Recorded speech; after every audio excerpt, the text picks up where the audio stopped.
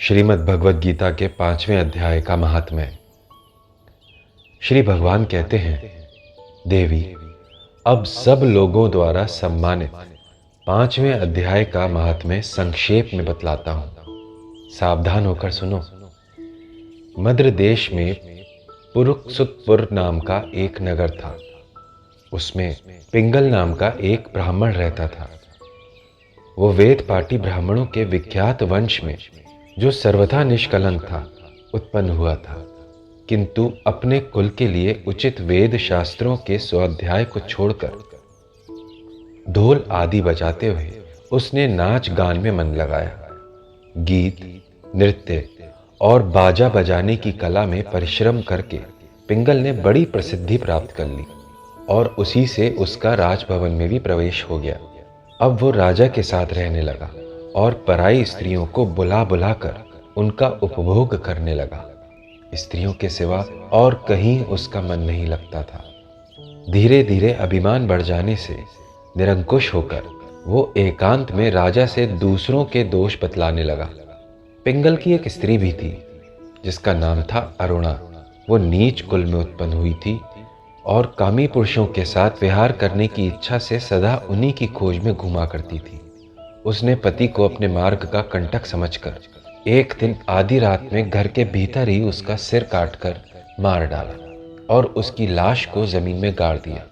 इस प्रकार प्राणों से वियुक्त होने पर वो यमलोक में पहुंचा और भीषण नरकों का उपभोग करके उसने एक निर्जन वन में गिद्ध के रूप में जन्म लिया। अरुणा भी भकंदर रोग से अपने सुंदर शरीर को त्याग कर घोर नरक भोगने के पश्चात उसी वन में एक तोती के रूप में जन्मी। एक दिन वो दाना चुगने के लिए इधर से उधर फुदक रही थी। इतने में ही उस गिद्ध ने पूर्व जन्म के बैर का स्मरण करके उसे अपने तीखे नखों से फाड़ डाला। तोती घायल होकर पानी से भरी हुई मनुष्य की खोपड़ी में जा गिरी। गिद्ध पुनः उसकी ओर झपटा। इतने में ही जाल फैलाने वाले बहेलियों ने उसे भी बाणों का निशाना बना दिया। उसकी पूर्व जन्म की पत्नी तोती उस खोपड़ी के जल में डूबकर प्राण त्याग चुकी थी। फिर वो क्रूर पक्षी भी उसी में गिरकर डूब गया और प्राण त्याग दिए। तब यमराज के दूत उन दोनों को यमराज के लोक में ले गए। वहां अपने पूर्वकृत पाप कर्म को याद करके दोनों ही भयभीत हो रहे थे। तदंतर यमराज ने जब उनके घृणित कर्मों पर दृष्टिपात किया, तब उन्हें मालूम हुआ कि मृत्यु के समय अकस्मात खोपड़ी के जल में स्नान करने से इन दोनों का पाप नष्ट हो चुका है। तब उन्होंने उन दोनों को मनोवांछित लोक में जाने की आज्ञा दी। ये सुनकर अपने पाप को याद करते हुए वे दोनों बड़े विस्मय में पड़े और पास जाकर धर्मराज के चरणों में प्रणाम करने के बाद पूछने लगे, भगवान, हम दोनों ने पूर्व जन्म में अत्यंत घृणित पाप का संचय किया है, फिर हमें मनोवांछित लोकों में भेजने का क्या कारण है, ये हमें बताइए।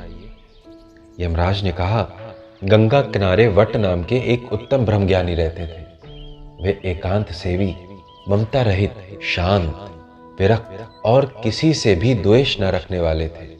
प्रतिदिन गीता के 5वें अध्याय का जप करना उनका सदा का नियम था।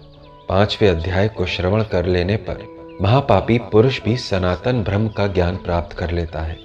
उसी पुण्य के प्रभाव से उन्होंने अपने शरीर का परित्याग किया था। गीता के पाठ से जिनका शरीर निर्मल हो गया था, जो आत्मज्ञान प्राप्त कर चुके थे, उन्हीं महात्मा की खोपड़ी का जल पाकर तुम दोनों पवित्र हो गए हो। अतः अब तुम दोनों मनोवांछित लोकों को जाओ, क्योंकि गीता के 5वें अध्याय के महात्म्य से तुम दोनों शुद्ध हो गए हो। श्री भगवान कहते हैं, सबके प्रति समान भाव रखने वाले धर्मराज के द्वारा इस प्रकार समझाए जाने पर वे दोनों बहुत प्रसन्न हुए और विमान पर बैठकर वैकुंठ धाम को चले गए।